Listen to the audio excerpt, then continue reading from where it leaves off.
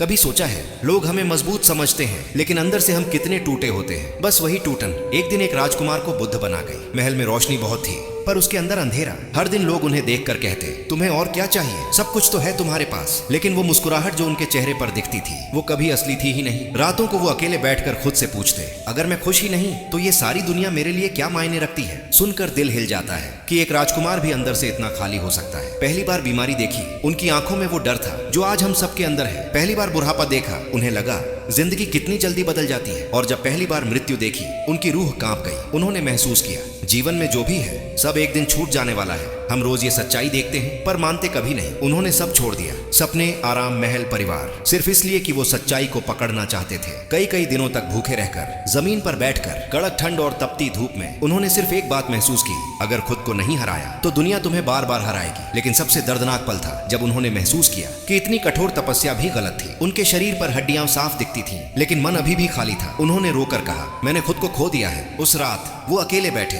ठंडी हवा थी, कंपी थी, अंधेरा था और उनके भीतर तूफान। उन्होंने चुपचाप आंखें बंद की और कहा, अगर आज नहीं समझ पाया तो सारी उम्र बेचैन रहूंगा। और फिर धीरे धीरे अंधेरा शांति में बदला, डर समझ में बदला और बेचैनी जागृति में। उन्होंने पहली बार खुद को समझा, दुख बाहर नहीं, हमारे भीतर की चाहतों, उम्मीदों और ईगो में छिपा है। यह लाइन जिंदगी बदल देती है। जिस दिन तुम खुद को देख लोगे उस दिन तुम्हें दुनिया को बदलने की जरूरत नहीं पड़ेगी। आज हम हर छोटी बात पर दुखी हो जाते हैं। लोग क्या कहेंगे, कौन हमारे साथ है, कौन चला गया। लेकिन बुद्ध कहते हैं दुख तुमसे बाहर नहीं है, तुम्हारे भीतर है और उसका अंत भी तुम्हारे भीतर ही है। अगर आज तुम टूटे हुए हो, थके हुए हो, किसी से कुछ नहीं कह पा रहे तो बस याद रखना बुद्ध भी इसी टूटन से निकले थे और उसी टूटन ने उन्हें महान बनाया। भागो मत, लड़ो मत, बस खुद को समझने की कोशिश करो क्योंकि हर इंसान में एक सोया हुआ बुद्ध होता है और शायद आज वो जागने का समय है।